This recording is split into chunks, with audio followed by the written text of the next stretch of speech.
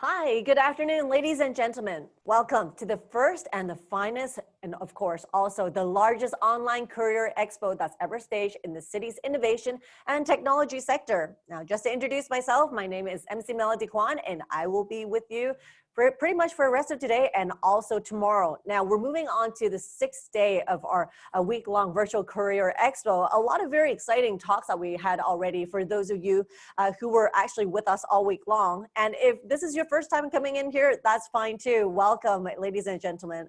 Now, before I start, let's talk about some pretty impressive results that we got from the traffic. Now, we have over 29,000 visits. And not only that, we have over 160,000 page views in total up to right now.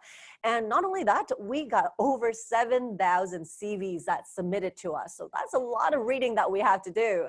Now, on this virtual platform, besides having over 1,100 career opportunities, that's coming from over 160 science park technology companies that's across different fields. Now, you might ask, what are these fields? Now, we got AI robotics, we got health tech, we got fintech, and not only that, we also have smart city, which you could apply for at home in the comfort of, I don't know, sitting on your couch, just holding your mobile devices. With just one click, you can do this pretty much anytime, anywhere. And I'm sure most of us are actually at home right now because most people are doing home office. And also during this whole entire week, we started on the 25th of this month. And we're going to present you close to 20 webinars in total. That's featuring some experienced recruiters. We got some INT heavyweights, trailblazing startups, and also industry experts that are here to share with us one by one. So everyone, let's buckle up and get ready to say hi to your future and also to take your career to a whole new level. And also, importantly, the most importantly, is to get ahead of your game. So with me in this session today, we have Mr. Patrick Tu. He's actually right next to me. He's a CEO and co-founder of Dayta AI. And not only that, he is here today to share with us on the topic of gathering global INT talents in Science Park. Now, I'm not going to do the spoiler part, so I'll let him introduce himself to you. So good morning, everyone. I'm Patrick, the co-founder and CEO of Dayta. So I'm 24 right now, and my team is average of 24 years old as well. So what we do is we help retailers to leverage their existing cameras in their store and extract insightful data for them, so that based on those data, they can evaluate what they have been doing and better gain more sales as well as gain more traffic later on. Oh, wow, quite the application. Now, when you just started right there, that actually sounds like one of Bruce Lee's interviews. That's exactly the words that he said. Hi, I'm Bruce Lee, and I'm 24 right now. That's so interesting how you just said that. So quite the culture. He's got a very young team that's going on. So as you can see, very energetic vibe that we have. Now, let's go into some of the general questions that I have for you guys, because me, just like a lot of the audiences, we would like to know more about your company and what you guys do. Now, can you actually tell us like how you got started with Dayta AI, and also how the HKSTP ecosystem actually helped you get to where you are like today? So we started on May 2018, and we aim to deliver an easy-to-use AI to a commercial sector. And well, we got into Science Park in about August 2018. And by getting into Hong Kong Science Park, it offered us a lot of opportunities. It helped us to nurture our ideas. And the most importantly, it endorsed us the technology capability, in which it helps us a lot in terms of communicating with our client. Because when we said we are from Hong Kong Science Park, they automatically feels like, okay, this is a good startup with a good technology. Right. And so I guess the second part of the question is totally related to what you just said. Now, which sectors in particular are starting to embrace this AI, and how are they doing that? I think different industries are starting to embrace AI, including, say, retail, including construction sites, including hospitality, or including a lot of automation in industrial aspects. I think AI no longer should stay as a rocket science, but instead it should become an application that is widely available to all those commercial sector or even a domestic sector. So from what you said, so it's more like the application now. That's where you have to put your creativity, is because it's more like a tool, right? If you think about it. So now that said, with all that said, how do you actually like stay on top of all your competition then? Because as you said, it seems like it's getting more competitive, right? Yeah, I would say that there's a lot of competition in the market right now. And our little secret is that we always seek for the feedbacks from our clients because we believe that they are the user. They know exactly what they want, while we only, we're building something that based on what we thought, but we never really understand what they need. So by gathering a lot of different feedbacks from them, by building what they actually want, it helps us to shape the product market fit, and it helps us to push the market with the right product. Right. So it helps them actually customize it too, because sometimes we kind of do it during it's like more like a one-way thinking process without really thinking what other people want to have as well. Now, another question that I have for you is, now, as a growing startup, you guys have been around for what, 2 years, since 2018, right? What are, say, I don't know, what are like the top 3 qualities that you would look for in potential employees at Data AI? Because I know you guys have a really young team. So like, what is it? Well, I would say we look for those who love for improvement is very important, especially in a startup environment. You will always have to improve, especially in terms of yourself, so that the company can grow into a better company, comparatively saying to other startups. Second of all, we'll be having a very good passion in what you love, in what you're doing right now as well. And last but not least, I think the most important aspect is that you have to be smart and chill. So don't overwork. Smart and chill? Smart and chill. Okay, like elaborate. How does the smart and chill thing, like, I don't get it. So smart is like definitely a yes, but chill, I would say a lot of people, they have been working too hard, but in a startup environment, you have to work smart and chill so that you know how to work around, you know how to work with a smarter solution or way to solve the problem. So not just hardworking and keep on working, but more like have a chill life, work-life balance, but meanwhile also doing what you're good at. Okay, so I got it. So I guess the old school thinking where, you just hard work, sheer hard work is gonna, is gonna solve all the problems. You guys are not so much for that, because I guess it's all about work-life balance, right? If your mind is like, pretty much tense 24/7, you probably can't get that creative anyway. Now, looking at time, should we actually jump right into our live questions? Because I see a lot that's actually coming in. So let's tackle them one by one in chronological order. Now, someone says, I don't have a degree in engineering or software development, but I'd like to get into consulting. And are there such roles in AI with the AI firms? Yeah, I would say the degree never matters anyway in startups or even in AI firms. It's all about how you learn quickly after you get into the field. So for example, for me, I'm having a business background, but I'm the CEO of an AI company, and I self-learned a lot of AI knowledge after I start to work here. So I would say degree doesn't really matter a lot. Okay, so I guess it's more like a soft skills that you're looking for.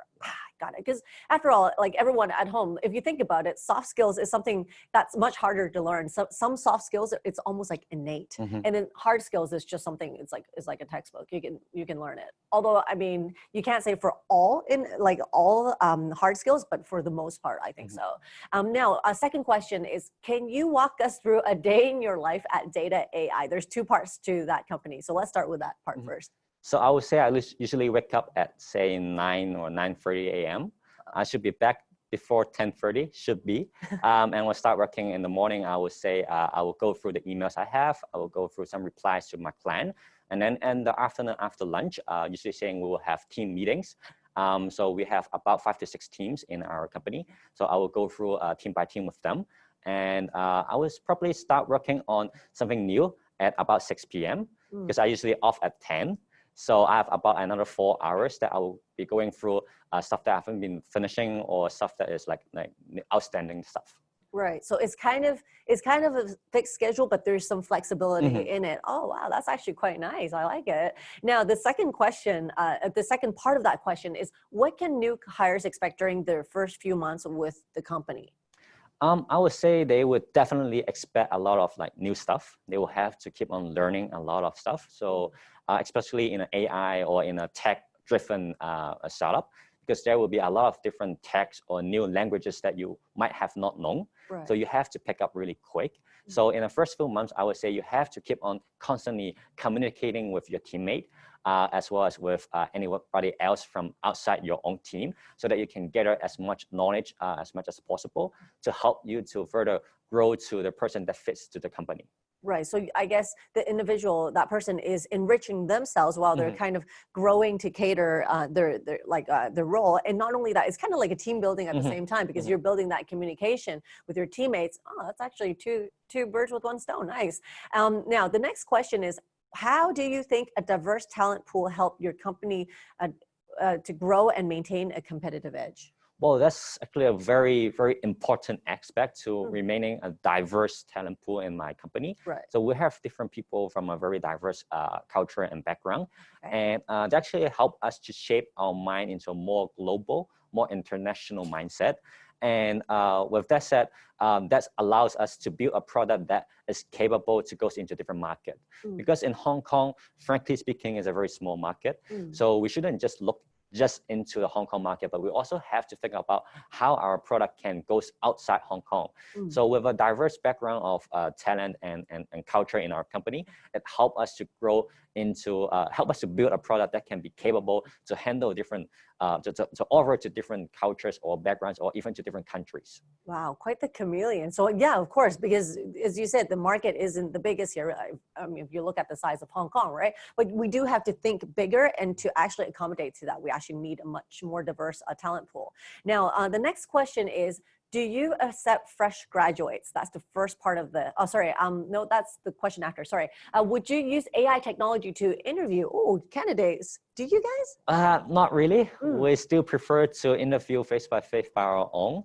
But I would say I know there are a lot of different startups currently trying to work on AI technologies to interview candidates. It might work. I don't know.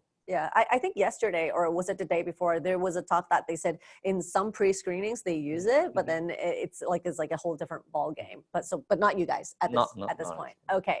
Now let me see. Next question is, how do you compare your company's competitiveness with some of the big corporations out there?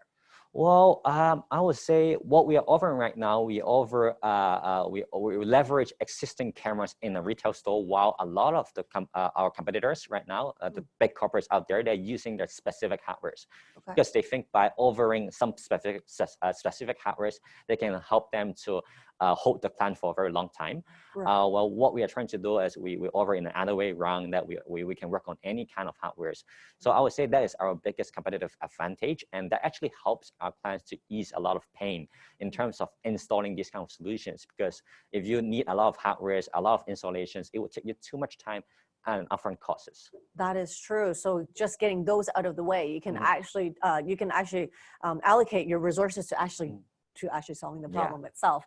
Oh, that's actually quite a good strategy. Now, the next one is, do I have the chance to work alongside overseas talents in Data AI? In what countries are your current employees from? Well, of course, you can work alongside with us anywhere. We actually, well, especially in this case right now, a lot of people working remotely from home, so it doesn't really matter. For our employees, well, we are from Korea, Hong Kong, of course, Taiwan, India, the States. So we have a lot of people from different backgrounds. Okay, well, again, quite the diverse team that you got going on there. Now, the next one is actually, well, I guess they heard when we said that you have a really young team. So this person said, is a young entrepreneur, how can you manage your team spirit and keep the startup's momentum? I would say as a young entrepreneur, we always have to keep the whole company moving forward together in a right momentum and motivation. So how do we manage our team spirit? I would say we always try to keep our company not to be too old-fashioned. So we don't have those kind of like 9 a.m. to 6 a.m. like daily routine, but instead we offer some very flexible schedule for them to come to work. We also offer them some, we have a Friday learning day. Friday learning day. Yeah, so everybody, they can actually skip work on Friday and they can work on anything that they feel interested in. Oh, that's like Google. That day, the day when they can do anything they want, 20% of the time. So most of the time when our employees, they enjoy a lot in this company, they feel like they can learn a lot, so that helps them to keep motivated toward the same goals. Actually, I think there was, I saw some statistics about that kind of study. They said, it doesn't matter if it's like Google, whatever companies, when you allot paid time for employees to do what it is that they want, the productivity and the creativity and everything, even company satisfaction, loyalty, everything goes up. Yeah, so that's really smart, actually. Now, next question is, how does Data AI cope with the challenging market that is, well, right now? Well, I would say, it's actually a good, well, we are gaining more sales actually throughout this period of time. So although we work in the retail sectors, Right. we find out that a lot of our retailers right now, their feedback is that, well, the sales is doing really bad right now, or well, they are suffering a lot. So that's a point that they start to realize data is really important because they can help them to evaluate what's going on. So now while we actually getting more sales because a lot of clients, they are installing or they're using our solutions to find out what's happening down there. Right. Well, I guess so, because it's not like there's no customers. It's just that there's little. So you still have data, you know, it's still something that you can work with. And I guess it's at this point, is not the sheer volume, but as opposed to the value of the data. Wow, that's actually very insightful and also very inspiring and encouraging. Now, oh geez, with time, last question. Now let's try this one. Is the community in Science Park very vibrant with global talents? I would say yes, and it also depends on the talent himself. Is he active in like working around or going around within Science Park? Because Science Park, they offer a lot of different activities, a lot of different exhibitions, a lot of different ways that you can learn with other fellows as well. So we always communicate with other like startups. We learn from them, they learn from us as well. We try to see what's good on their side, what's bad on our side as well. And that actually help us to learn a lot as well. So the talent themselves, they can actually participate in these events as well that can help them. And I would definitely say Science Park is a very good place. Yeah, and for those of you who's never came into Science Park, highly encourage that you guys come in. You can actually feel the vibe. It's very encouraging. It's very lively, and that I think that interaction is one of the biggest elements. It's like open doors almost. People don't feel that there's a barrier between different companies with say a lot of it's like a giant co-working space that's also an incubator where everybody are friends. That's how I see it. Yeah, so definitely best environment to be in. And as much as I like to hold Patrick for more questions, it looks like time's up. And thank you so much, Patrick. Everyone at home, let's put a round of applause together. Thank you. And as I want to say again, Patrick, it has been a pleasure to work with us. And this wraps up our webinar on gathering global INT talents here in Science Park. And if you want to recap the key takeaways, of course, the recorded version will be available online throughout our virtual career expo. And just so that you know, we are taking a 10-minute break right now. So we do have more informative webinars that will be on today and tomorrow. So coming up in 10 minutes, we have a session that's on the topic of key talents investors look for by Mr. Sammy Wong. He's the Associate Director of the Hong Kong Science and Technology Park Ventures. So everyone stay around and come back in 10 minutes. And lastly, one more thing is don't forget to fill out our online survey, just fresh out of the oven. Head to the lobby area, the virtual lobby, and then you will see survey on the navigation bar. So let me say that again. You'll go to the virtual lobby and then you will see survey on the navigation bar. And the first 500 participants will actually receive a Deliveroo coupon, which I guess all of us can make use of right now. And of course, your valuable feedback will help us improve our future events. And if you have any inquiries or any questions with technical support, please do contact us at hksp@vfairs.com, VFAIRS.com. Other than that, stay tuned and we'll see you in 10 minutes.